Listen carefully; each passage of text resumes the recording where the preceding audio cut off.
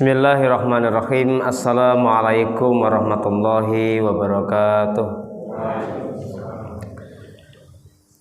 Innal hamdalillah nahmaduhu wa nasta'inuhu wa nastaghfiruh wa na'udzu billahi min syururi anfusina wa min sayyiati a'malina. May yahdihillahu fala mudhillalah wa may yudlilhu fala hadiyalah. Asyhadu an la ilaha illallah wahdahu la syarikalah wa asyhadu anna Muhammadan abduhu wa rasuluhu la nabiyya wa la rasula ba'dah.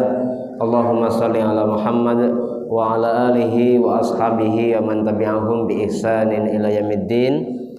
Usikum wa iyaya nafsi bitaqwallah faqad fazal muttaqun wa la tamutunna illa wa antum muslimun. Para bapak dan ibu, saudara-saudari rahimakumullah, alhamdulillah syukur mari senantiasa kita panjatkan kehadirat Allah Subhanahu wa taala atas nikmat karunia yang Allah limpahkan kepada kita sekalian, sehingga pada subuh kali ini kita kembali dipertemukan oleh Allah Subhanahu wa taala dalam keadaan sehat walafiat. Semoga pertemuan kita, liqa kita ini mendapatkan ridha Allah Subhanahu wa taala dan terhitung sebagai majelis zikir. Salawat dan salam semoga senantiasa tercurah kepada junjungan kita Nabi Allah Muhammad sallallahu alaihi wasallam, kepada ahli keluarga dan seluruh sahabatnya serta seluruh pengikutnya, serta semoga kita menjadi hamba-hamba Allah yang istiqomah di atas jalannya, berhak mendapatkan syafaat Rasul yaumil qiyamah kelak. Amin ya rabbal alamin. Jamaah rahimakumullah, pagi ini kita sampai pada bab ke-14, yaitu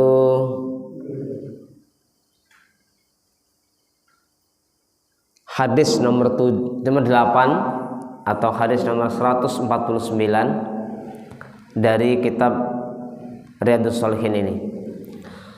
Masih terkait dengan sederhana di dalam melakukan ibadah atau dalam beragama.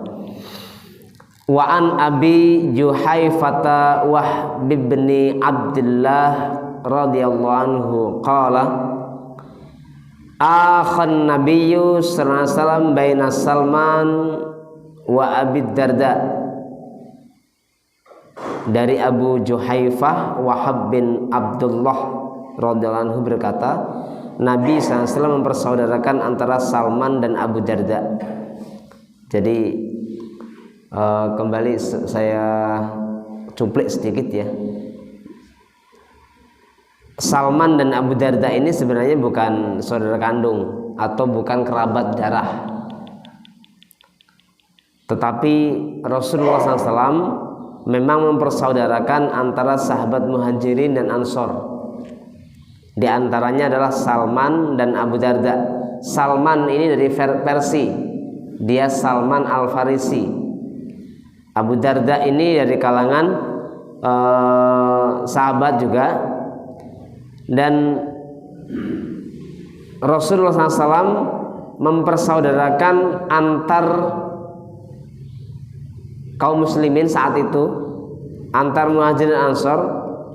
Bahkan ikatan yang dipersaudarakan Rasul saat itu sampai pada tingkatan mewarisi, sebelum ayat-ayat atau hukum-hukum waris sebagaimana sekarang ini.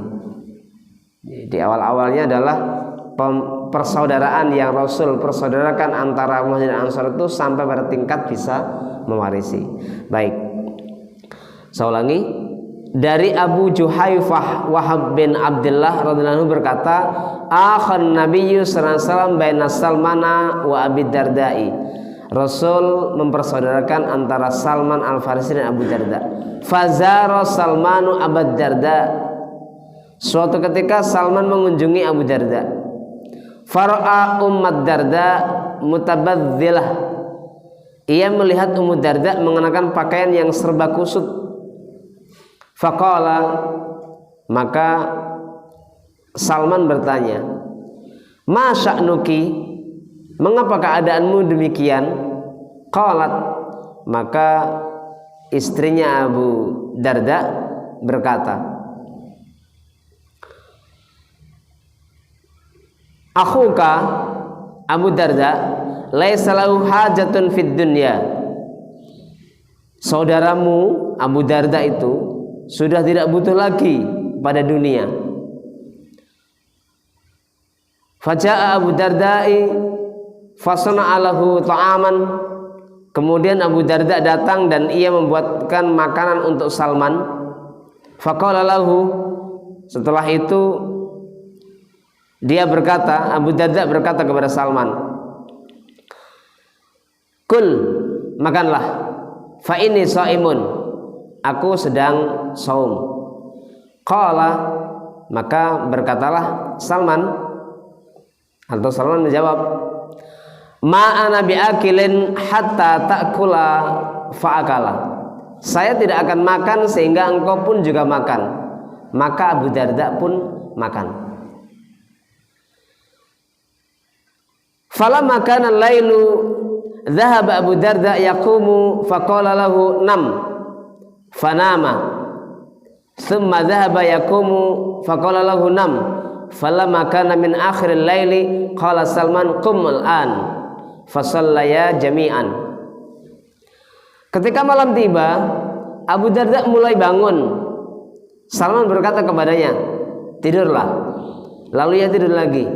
Tidak lama kemudian Abu Darda bangun lagi dan Salman berkata pula, tidurlah. Kemudian setelah tiba akhir malam, Salman berkata kepada Abu Darda, bangunlah sekarang. Keduanya pun melakukan sholat. Selanjutnya Salman berkata, faqala lahu Salman. Salman berkata kepada Abu Darda, inna li rabbika alaika haqqan. Sesungguhnya Rabbmu mempunyai hak atas dirimu. Wa inna li nafsika alaika haqqan. Demikian juga dirimu sendiri mempunyai hak atas dirimu. Wa li ahlika alaika haqqan. Dan keluargamu juga mempunyai hak atas dirimu. Fa'ati kulladzi haqqin haqqahu. Maka berilah kepada setiap yang punya hak akan haknya. Fa'atan nabiyya sallallahu alaihi wasallam, maka kemudian dia datang kepada Rasulullah SAW. Fadzakara dzalika lahu, lalu diceritakan hal itu kepada Rasul. Faqala Nabi sallallahu alaihi wasallam, maka Rasul bersabda, shadaqa Salmanu, Salman telah benar. Hadis riwayat Imam Bukhari. Jamaah rahimakumullah, ini sebuah dialog ya. Dialog antar Rasulullah, antar para sahabat ya, antara sahabat, dua orang sahabat, yaitu Salman Al-Farisi dan Abu Darda. Suatu saat Salman Al-Farisi berkunjung kepada Abu Darda. Dia dapati istrinya Abu Darda itu berpakaian yang kusut. Lalu Salman bertanya kepada istrinya Abu Darda, kamu ini kenapa kok kayak gini? Gampangannya gitu Pak ya, dalam bahasa kita. Dijawab oleh istrinya Abu Darda, tuh saudaramu tuh Abu Darda nggak lagi butuh dunia. Ya.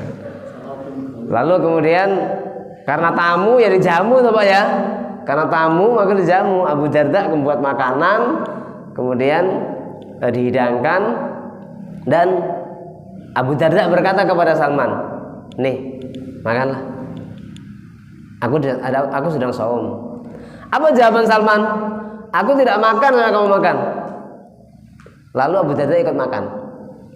Loh, bukankah tadi saum? Iya. Maka ini salah satu juga dalil di antara saum sunnah itu, orang yang saum mempunyai hak penuh atas dirinya. Itu kalau saum sunnah. Maka ketika seseorang itu saum sunnah, lalu ada sesuatu hal yang menjadikan dia berbuka, boleh dia membatalkan di tengah hari. Ya, boleh dia membatalkannya. Apalagi misalnya tadi itu Abu Darda itu. Kemudian malam tiba, berarti si Salman menginap ini berarti. Nah, setelah malam tiba, kemudian agak larut, katakanlah mungkin sudah 1/2 malam gitu ya, Abu Darda bangun. untuk sholat. Oleh Salman dikatakan tidur dulu aja. Maka Abu Darda tidur lagi. Nggak berapa lama bangun lagi. Udah tidur dulu. Oleh Salman dikatakan begitu. Maka Abu Darda tidur lagi. Baru setelah akhir malam, katakanlah sepertiga malam terakhir, bangun. Nah, Salman berkata, nah sekarang baru bangunlah. Keduanya bangun, kemudian keduanya sholat bersama. Sholat, setelah selesai, Salman berkata kepada Abu Darda, Robmu punya hak atas dirimu, dirimu sendiri punya hak atas dirimu, keluargamu punya hak atas dirimu. Fa'ati kulladzi haqqin haqqahu, maka berikanlah kepada setiap yang punya hak akan haknya. Nah, setelah selesai Salman pulang, katakan seperti itu, Abu Darda datang kepada Rasul nih. Jadi enaknya hidup pada zaman Rasul gitu Pak ya. Ada permasalahan yang kemudian menjadikan hati mengganjal bagaimana gitu, tanyakan kepada Rasul. Ya betul seperti itu. Ya kalau sekarang berarti kan tanyakan kepada guru kan, tanyakan kepada orang yang kita anggap sebagai mengerti, tapi bukan hanya semata dianggap, betul-betul tahu ya, dan ilmunya benar ya. Tanyakan kepada yang mengerti, sama seperti itu. Abu Darda datang kepada Rasul menceritakan hal itu. Apa komentar Rasul? Salman telah benar. Itu apa? Fa inna kulladzi haqqin haqqahu, fa'ati kulladzi haqqin haqqahu. Berikanlah kepada setiap yang punya hak akan haknya. Ini menjadi salah satu dalil untuk bersikap sederhana di dalam melaksanakan agama. Intisari hadis yang disebutkan dalam buku ini, disyariatkan, pertama disyariatkan menjalin persaudaraan karena Allah ya. Disyariatkan menjalin persaudaraan karena Allah. Tadi Rasul mempersaudarakan antara Muhajirin dan Ansor tadi itu. Dan memang ini menjadi salah satu di antara inti dalam masalah muamalah Islamiyah ya. Dalam muamalah Islam seperti itu. Yang kedua, mengunjungi saudara serta menginap di rumahnya. Ini juga sifatnya boleh ya. Bahkan mungkin dalam keadaan tertentu dianjurkan. Boleh dan dalam keadaan tertentu dianjurkan. Karena apa? Memang salah satu di antara cara untuk saling mengakrabkan itu begitu. Saling mengunjungi, dan mungkin kalau berjauhan bisa jadi itu juga saling menginap. Tentunya sekali lagi jika memang kondisi memungkinkan, kondisi memungkinkan dan tidak memberatkan. Karena ternyata dengan seseorang itu bermuamalah dengan dia, maka akan bisa lebih akan memberikan sarana kepada kita untuk mengenal. Maka ada beberapa kunci ya. Seseorang itu dikatakan mengenal seorang apa tidak. Satu, sudah pernah muamalah nggak dengan dia? Punya hubungan muamalah nggak dengan dia? Yang kedua, pernah safar atau enggak? Ya, pernah safar bersama-sama dengan yang bersangkutan apa tidak? Ya. Kemudian yang ketiga Yang ketiga lupa saya apa ya? Ada yang ingat nggak? Jadi punya muamalah apa enggak? Kemudian yang kedua, pernah safar bersama apa tidak? Yang ketiga lupa saya. Ya. Hutang ya? Mungkin ya, mungkin uang ya. Jadi kalau muamalah tadi itu lain ya. Ya, saya kira muamalah itu masuk utang gitu ya. Tapi mungkin penekanan sendiri ya. Baik, intinya salah satu diantaranya adalah mengenal karakter. Safar itu kadang salah satu diantaranya loh Pak. Apalagi kalau safarnya itu sampai beberapa hari, nggak cuma sebentar. akan mengerti kita karakter seseorang itu dalam safar tuh. Safar, apalagi kalau safarnya itu memberikan menuntut pengorbanan, termasuk diantara juga menguji kesabaran gitu ya. Ya.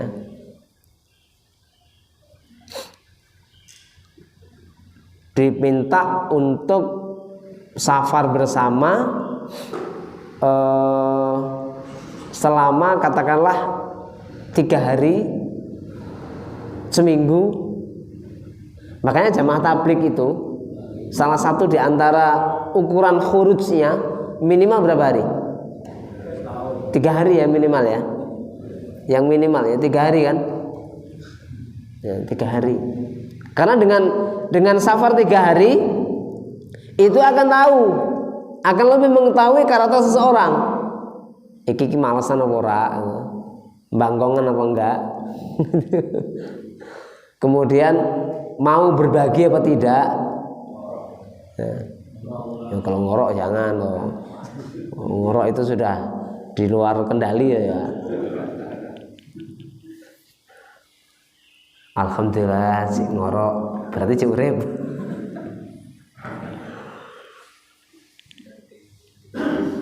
Baik, mengunjungi saudara serta menginap di rumahnya. Yang ketiga, boleh berbicara dengan perempuan lain karena ada kebutuhan. Ya, tadi kan si Salman kan berbicara kepada istrinya Abu Darda karena mereka hakikatnya bukan mahram, ya, bukan mahram.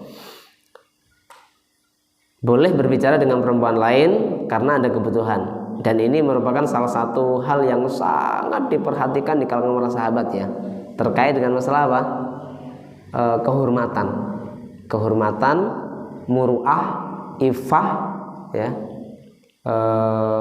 Termasuk diantaranya adalah berbicara dengan lawan jenis yang itu bukan mahramnya.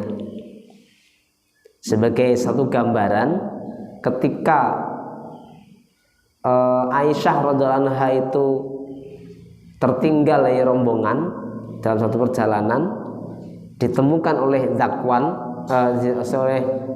Sofwan Az-Zakwana, Sofwan bin Mu'attal.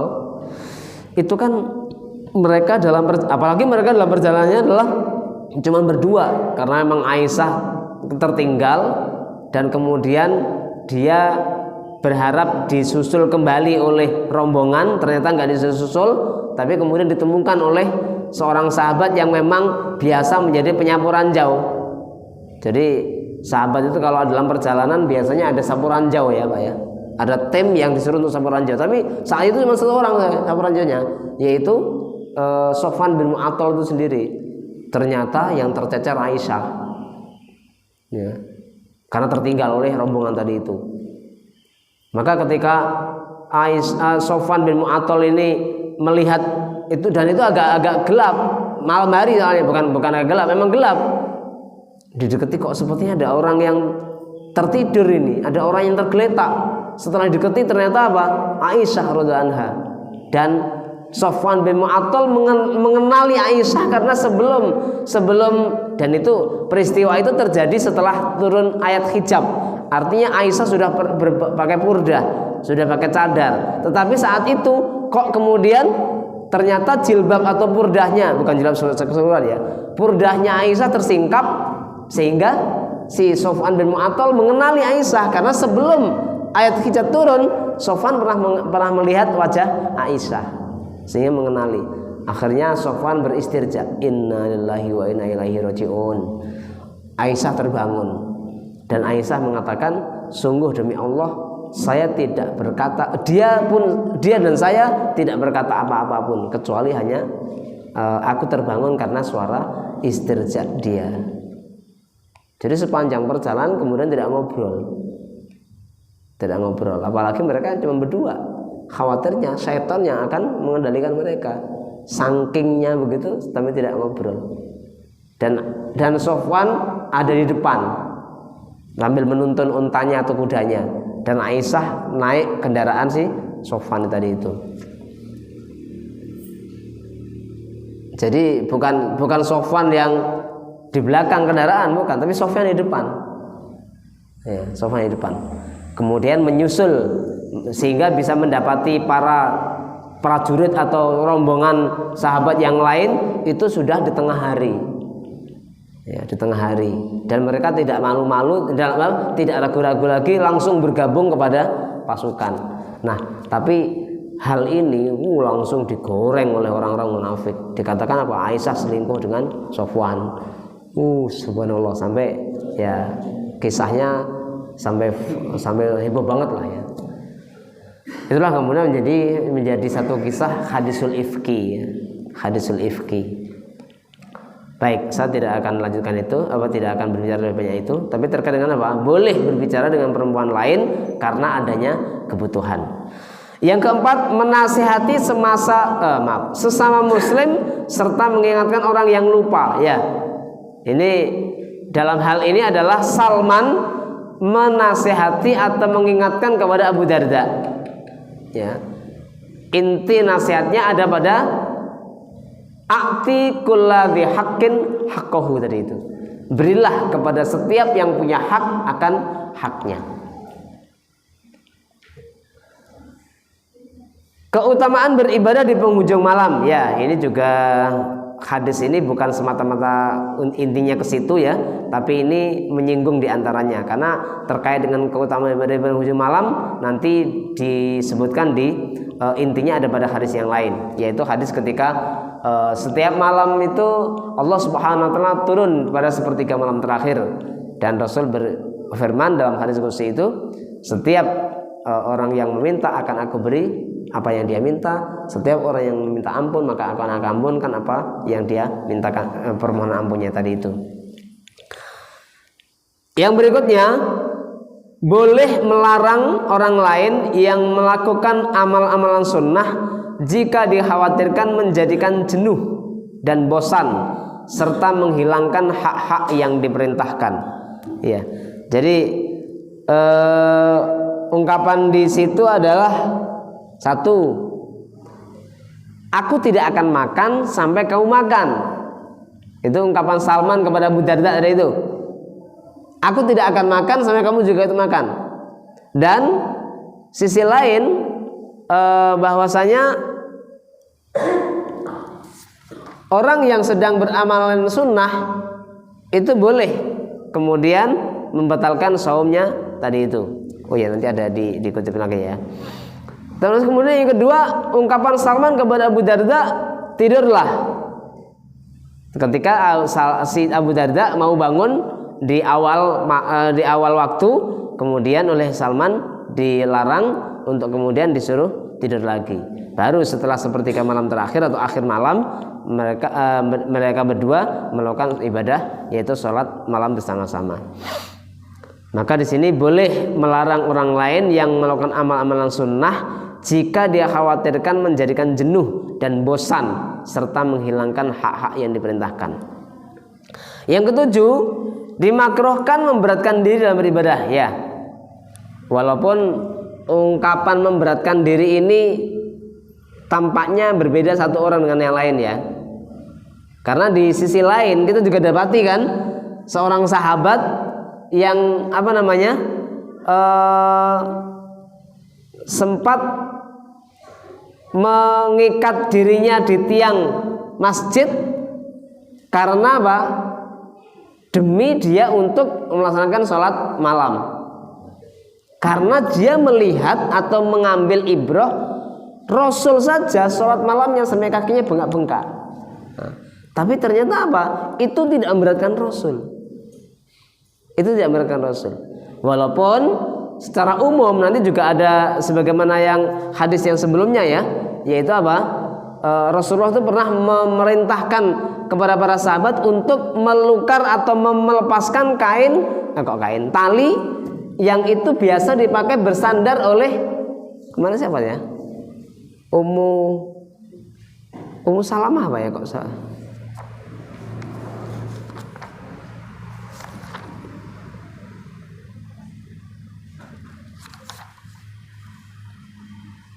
Oh Zainab ya, milik Zainab. Pada hadis yang ke nomor 5 kemana dia? Ya. Rasul memerintahkan untuk melukar atau melepas tali itu. Jadi di sini ada semacam upaya keseimbangan ya, antara sungguh-sungguh beribadah bahkan tampaknya memberatkan diri, tapi sisi lain Rasulullah SAW memberikan satu isyarat tidak boleh memberatkan diri. Nah ini memang satu sisi memang harus ada ada hal yang menjadikan penjelas ya akan dua hal tadi itu. Rasul sendiri aja soalnya sampai kakinya bengkak-bengkak. Apa itu gak berat? Nah, tapi apa jawaban Rasul? Afala aku na abdan syakura. Ya, apa aku nggak boleh menjadi hamba yang bersyukur? Padahal bengkak-bengkak kakinya. Nah, kemudian sisi lain Rasul menyuruh melepas tali milik Zainab yang oleh para sahabat biasa dipakai oleh Zainab kalau capek, maka dia sholatnya sambil sender tali tersebut. Maka oleh Rasul suruh melepas tali itu dan kemudian diperintahkan kalau misalnya memang ngantuk atau capek ya istirahatlah. Nah, seperti itu. Wallahu a'lam. Jadi ini memang menjadi hal yang sifatnya perlu perlu keseimbangan ya. Dan yang kedelapan yaitu tadi boleh berbuka puasa sunnah karena ada kebutuhan dan kemaslahatan. Jangankan saum sunnah ya, saum wajib saja. Kalau memang kita tuh ada alasan untuk berbuka dan itu secara syar'i dibolehkan, itu boleh kok. Walaupun kadang-kadang kilah ya. Tapi yang kilah ini oleh para ulama memang menjadi diskusi ya, menjadi diskusi. Kalau kilah seperti ini, contohnya apa Pak? Ada. Contohnya adalah seorang laki-laki yang nggak tahan dengan istrinya, padahal di siang hari bulan Ramadan, maka dia ngajak istrinya safar, ben iso buko. Kalau langsung tanpa ada alasan safar kan nanti kafarat Pak, suruh puasa 2 bulan berturut-turut ya kan. Ini enggak, maka kemudian dia ajak istrinya untuk safar karena alasan safar, kemudian dia boleh berbuka. Karena boleh berbuka maka dia boleh bergaul. Nah walaupun sekali lagi yang model begini ini ya, yang model begini ini oleh para ulama masih diperselisihkan. Masih diperselisihkan. Safarnya kemana? Ke Jakarta. Berangkat pakai pesawat.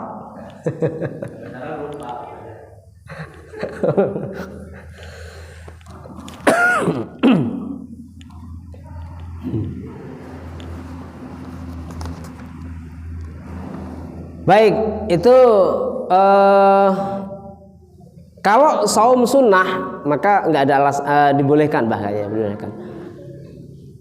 Tapi ini dulu saya ketika belum mengenal hadis ini Pak, ketika belum mengenal hadis kaget juga loh saya, ya kaget, salah ya.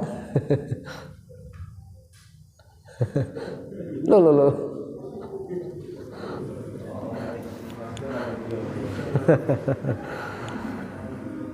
Jadi suatu saat itu pernah Pak guru saya itu ketika masanya masih di SMA ya, menyampaikan hal ini, tapi tanpa memberikan dalil. Ya mungkin karena sedang tidak siap dengan dalil ya, sehingga ya kan, kalau puasa sunnah boleh kok, buka tuh boleh, gitu. Lama saya bertahun-tahun itu saya nggak dapat dalilnya. Kemudian suatu saat, tapi bukan di Riyadhus Shalihin ya, di kitab yang lain itu dalam satu kajian yang lain baru saya dapatkan, oh ternyata boleh toh. Itu kalau saumnya atau ibadah sunnah. Tapi ada Pak yang ibadah sunnah tetapi nggak boleh dibatalkan. Kalau dibatalkan ada kafarat. Kafaratnya yaitu apa? Kafaratnya harus menyempurnakan. Atau itu nanti menjadi suatu ibadah yang harus diqadha. Di antaranya apa? Umroh Pak. Umroh itu kalau umroh sunnah, maaf, umroh kan sunnah kok ya. Umroh dan haji yang bukan haji wajib itu ada anunya kok, ada dibawa kepada ayat yang lain ya. Ntar saya jadikan surat Ali Imran ayat 97. A'udzubillahi minasyaitonirrajim, potongannya aja. Walillahi 'alan nasi hajjil baita man istata'a ilaihi sabila.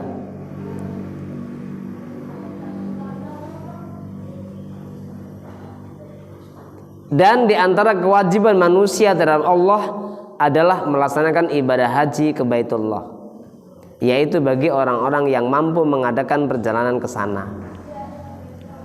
Ayat ini di antara penjelasan para ulama bahkan termasuk umroh. Kalau sudah dimulai dengan apa namanya? Bismillahi Allahumma gimana itu? Labbaik Allahumma umratan atau labbaik Allahumma hajjatan ya. Maka kalau sudah dimulai itu berarti kan dia sudah menggunakan pakaian ihram ya. Sudah meniatkan, dan niatnya para ulama menyatakan niat yang dilafadzkan yang betul-betul wajib dilafadzkan, niat yang wajib dilafadzkan itu hanya pada haji dan umrah ini. Kalau sudah dimulai itu menjadi wajib, Pak. Kalau sampai batal karena bukan haid, bukan karena apa?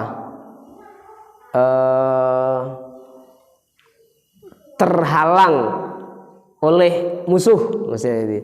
Maka menjadi apa? Menjadi wajib diqadha, wajib dikafarah. Amalan sunnah yang itu sudah dimulai, yaitu apa? Umroh dan haji sunnah. Haji yang setelahnya sunnah. Kalau sudah dimulai wajib selesai. Itu Pak.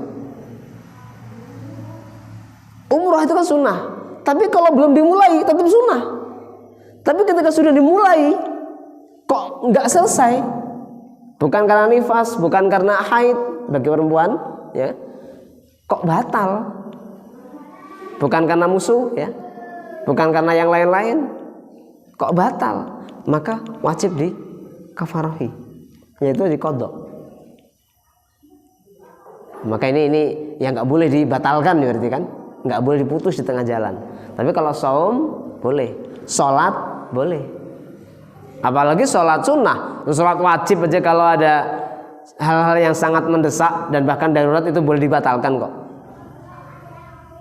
Ada orang tenggelam, ya kan? Kita masih tahiyat awal atau bahkan mulai tahiyat akhir. Orang itu tenggelam, mulai tahiyat akhir. Nanggung nih, tinggal tahiyat akhir. Jangan. Ini nyawa. Batalkan sholatnya, ambil orang yang tenggelam itu. Ya kan begitu ya. Maka kemudian ketika, nah tapi ini gini. Kalau orang yang jatuh stroke, nah gimana? Nah ini juga kadang-kadang kita gugup ya. Ternyata orang yang jatuh stroke itu menurut para terapis itu ya, justru kalau seperti itu jangan diangkat dulu, biarkan jari dulu dan ambil jari jemarinya, cucuk itu, dicucuk-cucuk sampai nanti keluar darahnya, sampai netes. Nah setelah itu biarkan saja, moga-moga nanti aja siuman. Dan ini yang seperti ini sudah sudah ada orang yang mengalami seperti itu sampai sekarang ini yang saya pernah dengar itu 3 kali stroke. Alhamdulillah masih terselamatkan ya. Tapi sekarang yang bersangkutan sudah sudah wafat kalau nggak salah. Tapi tadi itu sampai seperti itu penanganannya diantaranya itu. Dan betul Pak, kalau orang yang jatuh stroke kemudian diangkat apalagi tergoncang-goncang, itu memang memicu untuk pecahnya pembuluh darah. Apalagi pembuluh darah yang kemudian itu di otak kan, di kepala masalahnya. Gitu. Allah miswab.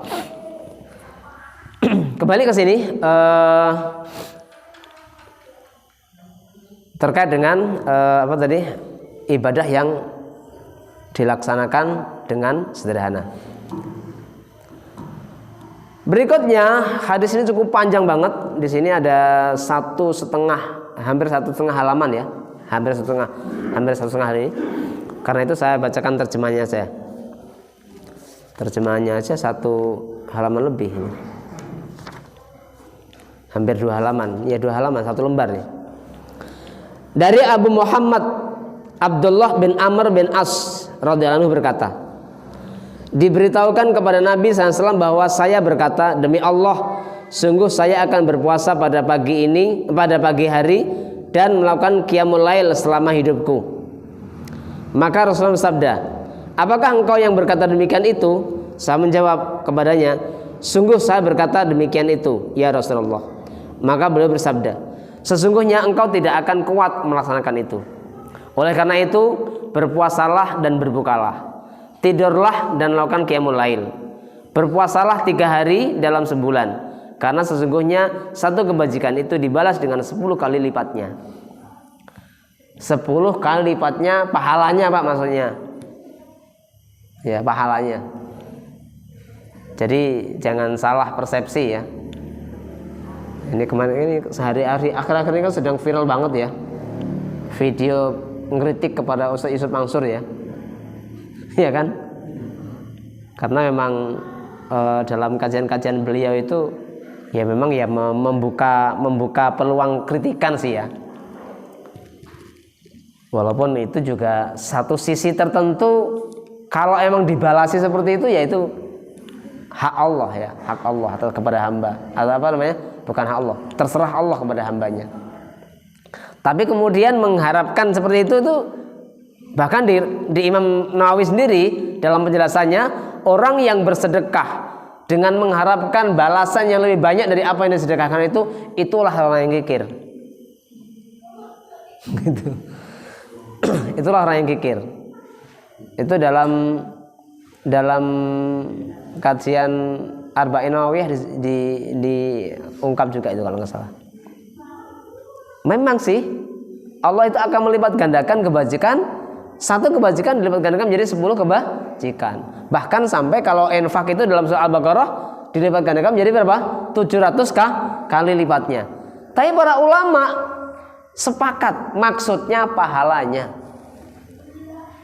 Pahalanya bukan dibalasi infak 1000 nanti akan dapat 10.000 atau dapat 700.000, bukan. Kalaupun nanti ternyata Allah akan beri itu memang Allah Maha berkuasa. Ya. Tapi kalau yang kita harapkan seperti itu, maka ya tadi itu khawatirnya ya malah tersalahkan ya, belokkan niat utamanya. Baik, saya kembalikan ke sini. Berpuasalah 3 hari dalam sebulan, karena sesungguhnya satu kebaikan itu dibalas dengan 10 kali lipatnya. Jadi puasa tersebut sama dengan berpuasa setahun penuh.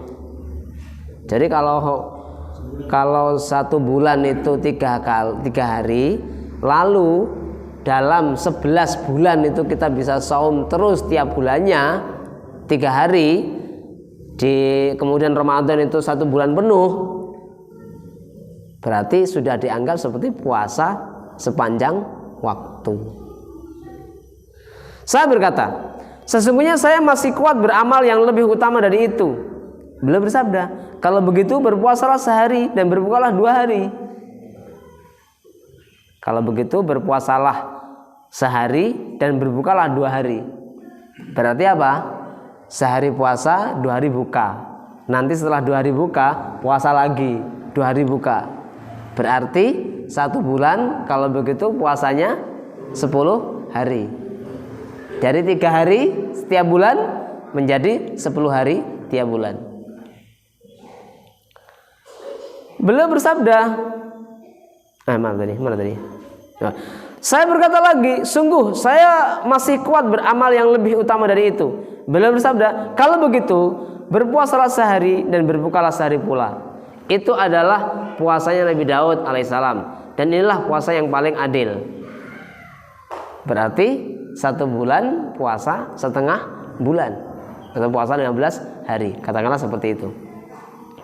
Dalam riwayat yang lain disebutkan, itu adalah berpuasa yang paling utama. Saya berkata pula, sungguh saya masih kuat beramal yang lebih utama dari itu. Lantas Rasulullah bersabda, tidak ada yang lebih utama daripada puasa Nabi Daud alaihissalam tersebut. Sungguh seandainya dulu saya menerima 3 hari yang disediakan oleh Rasulullah itu, lebih kucintai daripada seluruh keluarga dan hartaku.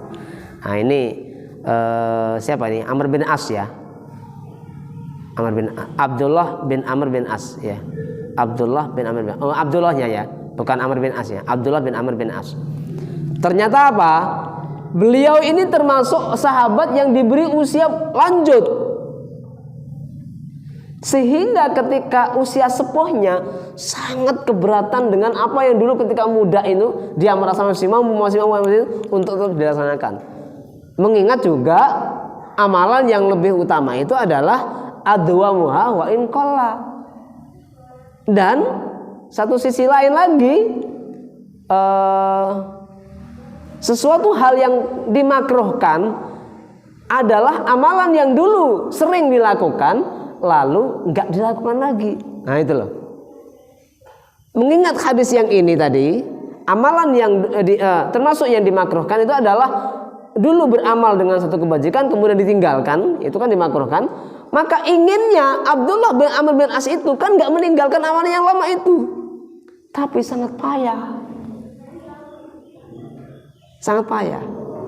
Untuk tetap melazimi saum Daud itu dia enggak sanggup di hari-hari tuanya. Karena itu dia berujar, sungguh seandainya dulu saya menerima 3 hari yang disabdakan oleh Rasulullah itu, lebih kucintai daripada seluruh keluarga dan hartaku. Ini. Dalam riwayat lain disebutkan, Nabi SAW bersabda, bukankah saya telah diberitahu bahwa engkau berpuasa pada siang hari dan melakukan qiyamul lail setiap malam? Maka saya menjawab, benar ya Rasulullah. Kemudian Rasul bersabda, jangan lakukan demikian itu. Berpuasalah dan berbukalah, tidurlah dan bangunlah, karena sesungguhnya tubuhmu mempunyai hak atas dirimu. Kedua matamu pun mempunyai hak atas dirimu. Istrimu juga mempunyai hak atas dirimu. Tamumu pun mempunyai hak atas dirimu. Sesungguhnya sudah cukup jika untuk setiap bulan engkau berpuasa 3 hari saja. Karena sesungguhnya bagimu setiap kebaikan itu diberi pahala 10 kali lipatnya. Jadi puasa tersebut sama dengan berpuasa setahun penuh. Saya telah, kata Abdullah bin Amr kemudian berikutnya ya, saya telah memberat-beratkan diri, maka diberatkan atas diriku. Ketika sepuhnya ya. Saya telah memberat-beratkan diri, maka diberatkan atas diriku. Saya berkata, wahai Rasulullah, sesungguhnya saya masih punya kekuatan. Beliau bersabda, kalau begitu berpuasalah seperti puasanya Nabiullah Daud, dan janganlah engkau melebihi dari itu. Saya bertanya, bagaimana berpuasanya Daud alaihissalam? Beliau bersabda, beliau berpuasa setengah tahun. Ketika Abdullah menginjak masa tua, ia berkata, seandainya saja dahulu saya terima keringanan yang diberikan oleh Rasulullah SAW. Nah, maka ini makin memberikan satu kejelasan ya, bahwasanya rasa penyesalannya Abdullah bin Amr bin As tadi itu karena ketika sudah tua berat dia untuk melakukan atau melazimi amalan yang sudah biasa dia lakukan. Seandainya dulu dia menerima yang cukup 3 hari saja, maka ini sungguh meringankan ketika dia di waktu sepuh ini. Dalam riwayat yang lain lagi disebutkan, Nabi SAW bersabda, bukankah saya telah diberitahu bahwa engkau berpuasa setahun penuh dan menghatamkan Al-Quran setiap malam? Saya menjawab, benar wahai Rasulullah. Dan saya tidak menghendaki dengan amal perbuatan tersebut melainkan mengharapkan kebaikan. Beliau bersabda, berpuasalah seperti puasanya Nabiullah Daud alaihissalam, karena sesungguhnya beliau adalah manusia paling ahli ibadah, dan khatamkanlah Al-Quran sekali dalam sebulan. Saya berkata, wahai Nabi Allah, sungguh saya masih kuat melakukan yang lebih utama daripada itu. Beliau bersabda, kalau begitu khatamkanlah sekali setiap 20 hari. Nah, sebelum saya lanjut, tadi terkait dengan saum, sekarang terkait dengan khatam Al-Quran. Rasul menganjurkan khatamkan sebulan sekali. Kata Abdullah, aku masih sanggup lebih daripada itu. Maka Rasul katakan, khatamkan setiap 20 hari. Saya berkata, ya Nabi Allah, sebenarnya saya masih kuat yang lebih utama daripada itu. Maka beliau bersabda, kalau begitu khatamkanlah sekali dalam setiap 10 hari. Berarti berapa? Kalau gitu sehari 3 juzuk. Saya berkata, ya Nabi Allah, saya masih kuat melakukan yang lebih utama daripada itu. Beliau bersabda, kalau begitu khatamkan saja Al-Quran sekali dalam 7 hari. Berarti seminggu khatam sekali. Dan jangan melebihi daripada itu. Jadi saya memperberatkan diri sendiri, lalu diperberatkan amalan itu atas diriku sendiri. Nabi bersabda kepadaku, sesungguhnya engkau tidak tahu, barangkali engkau akan berusia yang panjang. Nah ini dulu ketika dia masih muda ya, Rasul sudah mewanti-wanti, kamu nggak tahu nanti jangan-jangan kamu diberi usia panjang. Maka jadilah saya sampai pada usia tua, sebagaimana yang disabdakan oleh Nabi itu. Setelah saya berusia tua, saya ingin sekali kalau dahulu saya menerima saja yang keringanan yang diberikan oleh Nabi tersebut. Ya. Dalam riwayat yang lain disebutkan, ini berarti riwayatnya banyak ya. Sesungguhnya anakmu pun memiliki hak atas dirimu. Juga dalam riwayat yang lain disebutkan, tidak dibenarkan seseorang yang berpuasa terus sepanjang tahun. Disabdakan sebanyak 3 kali. Dalam riwayat yang lain disebutkan demikian, puasa yang paling dicintai oleh Allah adalah puasanya Nabi Daud. Sedang sholat yang paling dicintai oleh Allah juga sholatnya Nabi Daud. Nah ini, kalau tadi saum Daud kita udah paham ya Pak ya. Saum sehari, buka sehari. Dan ini juga disebutkan sholat yang paling baik itu sholatnya Nabi Daud. Apa itu? Beliau tidur separuh malam, lalu bangun di 1/3 malam, kemudian tidur lagi 1/6 malam, tidur 1/2 malam, lalu bangun, lalu sholat 1/3 malam. Setelah itu tidur 1/6 malam akhir. Ia berpuasa sehari dan berbuka sehari. Ia tidak akan lari jika berhadapan dengan musuhnya. Ini karakter Nabi Daud alaihissalam. Dalam riwayat yang lain disebutkan, ia berkata, ayahku menikahkanku dengan seorang perempuan yang memiliki nasab baik. Berarti ini masih kisahnya semua ya. Kisahnya Abdullah ya. Abdullah bin Amr bin As. Ayahku membuat janji dengan menantunya untuk menanyakan tentang keadaan suaminya. Berarti tentang keadaan Abdullah, tentang keadaan anaknya sendiri. Perempuan tersebut berkata, sebaik-baik lelaki ialah suamiku. Ini ada ibu-ibu nggak di dalam belakang tuh? Ada. Bu, ini ada seorang sahabiah menyanjung suaminya, Bu. Maka sanjunglah suami, Bu.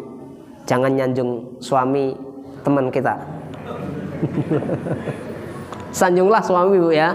Jangan menyanjung suami teman Ibu.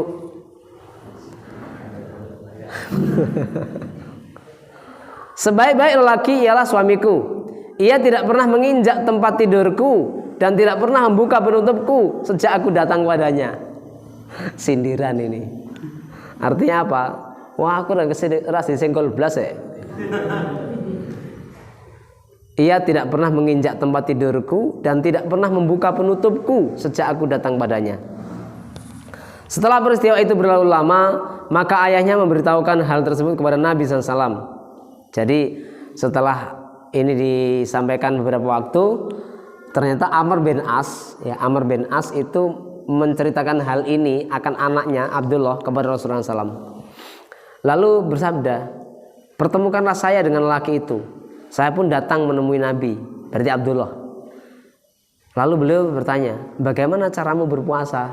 Saya jawab, saya berpuasa 3 hari, tiap hari, Imam. Saya berpuasa tiap hari. Beliau bertanya, bagaimana cara kamu mengkhatamkan Al-Quran? Saya menjawab, setiap malam saya khatamkan 1 kali. Selanjutnya perawi menyebutkan sebagaimana riwayat di depan. Jadi hadis ini diputus, kemudian dilanjutkan hadis yang tadi itu karena sama ya.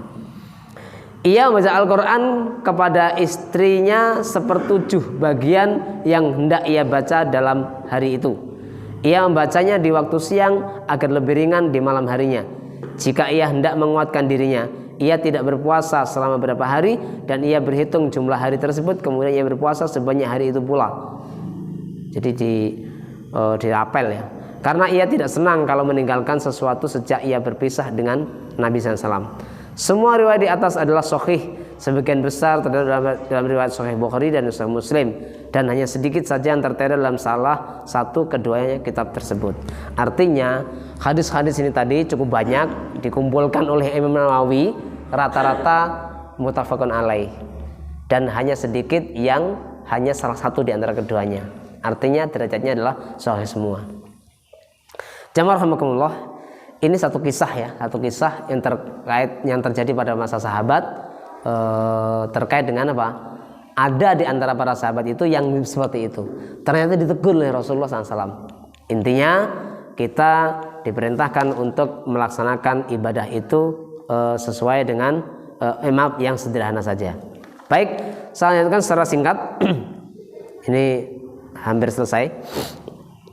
Wa an Abi Rib'i Handhalah bin Rabi' al-Usayyid al-Katib ahadil kutab bi Rasulullah SAW. Dari Abu Rib'i Handhalah bin Ar-Rabi' al-Usayyid al-Katib, salah satu juru tulis Rasulullah SAW. Ia berkata, faqala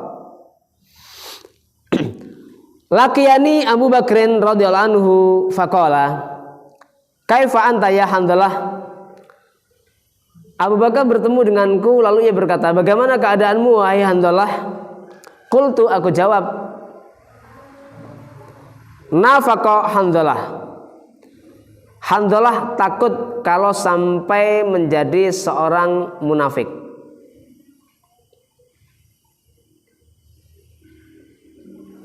Qala subhanallah ma taqul. Maka Abu Bakar berkata, Maha suci Allah, apa yang kau ucapkan itu? Qultu, aku jawab, nakunu inda Rasulullah SAW idzakiruna bil jannah wan nar ka'anna ra'a ainin fa idza kharajna min indi Rasulullah SAW afasnal azwaja wal aulada wad dai'ati nasina katsiran. Saya jawab, semula kita berada di sisi Rasulullah SAW. Beliau memberi peringatan kepada kita tentang surga dan neraka, seakan-akan kita dapat melihatnya dengan mata kepala. Jadi ini satu kondisi. Sahabat itu kalau ada di sisi Rasul, itu imannya juga sama, Pak. Maksimal gitu loh. Seolah ketika Rasul memperingatkan akan neraka, seolah-olah para sahabat melihat neraka, sehingga takut betul. Ketika Rasulullah menceritakan jannah, maka seolah-olah mereka itu sangat melihat jannah sehingga merasa sangat dekat dengan jannah. Seperti itu. Tapi selanjutnya setelah kita keluar dari sisi Rasul, kita masih main-main dengan istri, dengan anak-anak, dan mengurusi berbagai harta, sehingga dengan demikian banyak kita lupakan. Banyak hal-hal yang tadinya diingatkan Rasul, banyak kita lupakan. Qala Abu Bakrin, maka Abu Bakar radhiyallahu anhu berkata, "Fawallahi, demi Allah, inna lanalqa mithla hadza." Demi Allah, sesungguhnya saya juga pernah merasakan seperti yang kau rasakan. Fantalaqtu ana wa Abu Bakrin hatta dakhalna ala Rasulullah sallallahu. Lalu kami berangkat bersama-sama, aku dan Abu Bakar berangkat menemui Rasulullah sallallahu. Fakultu, maka aku katakan, nafaqa Handhalah ya Rasulullah. Lantas aku berkata, Handhalah takut kalau sampai menjadi seorang munafik ya Rasulullah. Kemudian Rasul menjawab, Faqala Rasulullah SAW, wa madzaka? Bagaimana hal itu? Qultu, aku jawab, ya Rasulullah, nakunu indaka tudzakkiruna bin nari wal jannati. Ya Rasul, kami berada di sisimu, engkau ingatkan kami akan neraka dan jannah. Ka'anna ra'al ain, seolah-olah kami melihat neraka ataupun surga itu langsung. Fa idza kharajna min indik, tapi ketika kami sudah keluar dari sisimu, hafasna al azwaja wal aulada wad dai'ati nasina katsiran. Kami urusi istri-istri kami, anak-anak kami, dan kami banyak melupakan dan banyak hal lagi, sehingga kami banyak melupakannya. Banyak melupakan peringatan-peringatan dari umum itu.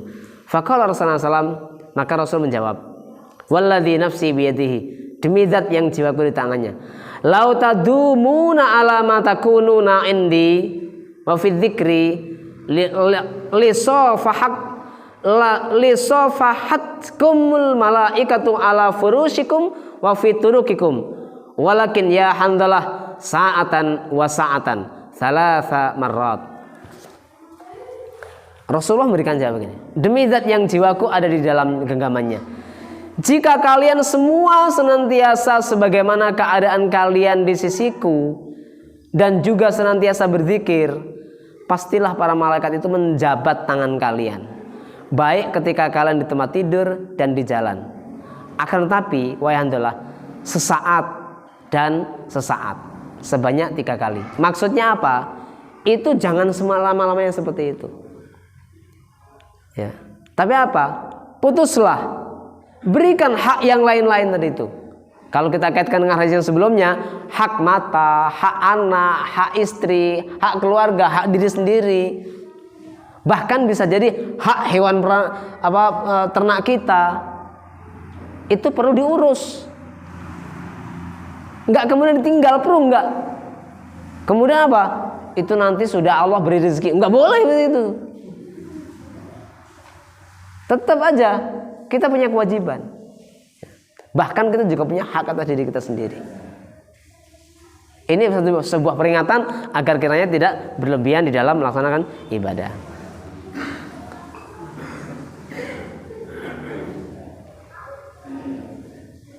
Disebutkan di dalam hadis riwayat Abu Dzar yang terkenal, bagi orang yang berakal hendaknya mempunyai beberapa waktu. Saya ulangi ya Pak ya. Bagi orang yang berakal hendaknya mempunyai beberapa waktu, yakni waktu untuk bermunajat kepada Rabb-Nya, waktu untuk mengevaluasi dirinya, waktu untuk memikirkan penerimaan Allah terhadapnya, dan waktu untuk memenuhi kebutuhannya berupa makanan dan minuman. Hanya kepada Allah lah memohon pertolongan. Walillahil musta'an. Ya. Jadi ini maksudnya adalah untuk berikan hak kepada setiap yang punya haknya. Baik, terakhir hadis terkait dengan masalah ini, hadis nomor 11 atau hadis nomor 152. Wa an ibni Abbas radhiyallahu anhuma qala bainama an-nabiy sallallahu alaihi wasallam yakhutubu idza huwa birajulin qa'imun fasa'ala anhu faqalu Abu Israil nadara ayyakuma fi syamsi wala yaqut wala yastadilla wala yatakallama wa yasuma faqala Nabi sallallahu alaihi wasallam muruhu falyatakallam wal yastadil wal yaqut wal yaqut wal yatimma saumahu. Rawahul Bukhari. Dari Ibnu Abbas radhiyallahu anhu berkata, pada suatu ketika Nabi SAW sedang berkhutbah, tiba-tiba ada seorang laki-laki yang berdiri. Maka Nabi bertanya mengenai laki tersebut. Maka sahabat menjawab, dia adalah Abu Israil.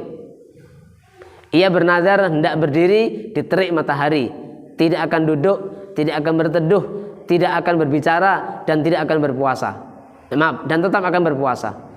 Selanjutnya Nabi SAW bersabda, perintahkanlah dia supaya berbicara, berteduh, duduk, dan hendaklah dia tetap menyempurnakan puasanya. Artinya apa?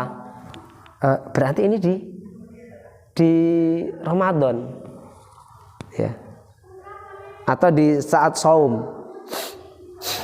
dan Rasul sedang berkhutbah. Orang itu ternyata bangkit, maksudnya bangkit kemudian dia berdiri di bawah terik matahari. Dia bernazar atau bersumpah ya untuk seperti itu ya. Ya karena nazar berarti kan harus dilaksanakan kan. Tapi apa? Yang pertama, nggak boleh berat-beratkan diri dalam beribadah.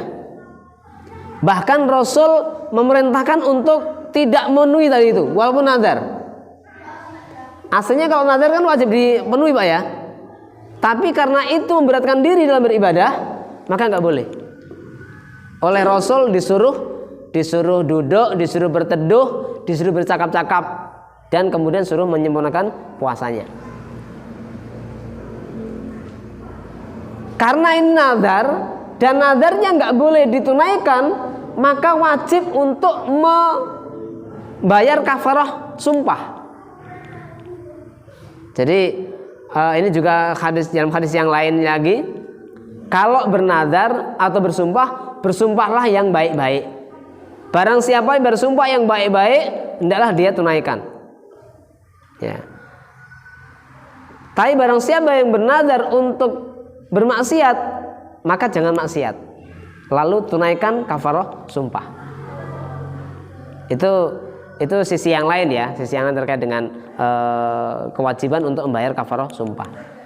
Baik, jemaah rahimakumullah, ini beberapa hadis ya, ada 11 hadis terkait dengan diperintahkan kepada kita untuk bersederhana di dalam melaksanakan sholat, ibadah, dan tidak dibolehkan kita untuk memberat-beratkan diri di dalam beribadah kepada Allah Subhanahu wa taala. Atau dengan ungkapan yang lebih umum, yaitu apa? Berlaku sederhana di dalam beribadah.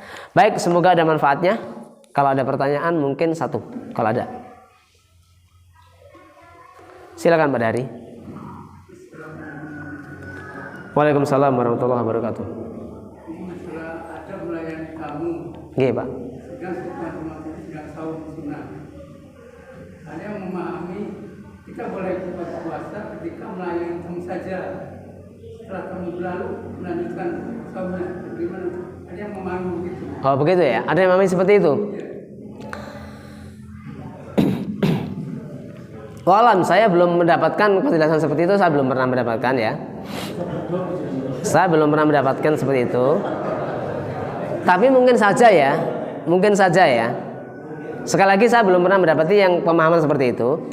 Hanya yang saya dapatkan adalah kalau yang kemudian saumnya itu masih terhitung terus, walaupun sudah makan, itu kalau orang itu terlupa makan. Orang itu terlupa makan, lupa kalau dirinya sedang saum, sehingga dia makan, maka saumnya tetap dianggap sah, walaupun itu Ramadan. Maka lanjutkan saumnya, masih dihitung saum. Kalau yang ini tadi, walam saya nggak tahu ya. Artinya pemahaman yang saya pahami ya saumnya batal. Pemahaman yang saya pahami saumnya batal. Tapi kalau ada pemahaman yang seperti itu, walam, artinya saya tidak menutup kemungkinan loh Pak. Artinya perlu saya kaji lagi, apakah memang betul ada yang seperti itu dan boleh seperti itu. Tapi walam yang saya pahami adalah maksudnya kita boleh membatalkan saum. Boleh membatalkan saum karena itu saum sunnah yang seperti itu. Dan ya walam yang saya pahami saumnya batal ya. Saumnya batal. Tapi kalau ada yang memahami saumnya tidak batal, saya tidak tahu. Kalau ada pun ada memahami lanjutkan saumnya tapi tidak dihitung saum, nah tahu saya ya. Artinya hanya sebagai adab ya, hanya sebagai adab saja. Karena memang dia sudah berazam untuk tidak makan, maka dia tidak makan walaupun tidak dinilai saum. Wallahu a'lam. Itu Pak ya. Tapi tetap itu menjadi PR bagi saya untuk menambah literatur atau khazanah keilmuan. Jazakumullah khairah. Yang benar dari Allah SWT, yang salah saya pribadi, karena itu mohon maaf dan astagfirullahaladzim. Subhanakallahumma wa bihamdika asyhadu an la ilaha illa anta astaghfiruka wa atubu ilaik. Assalamualaikum warahmatullahi wabarakatuh.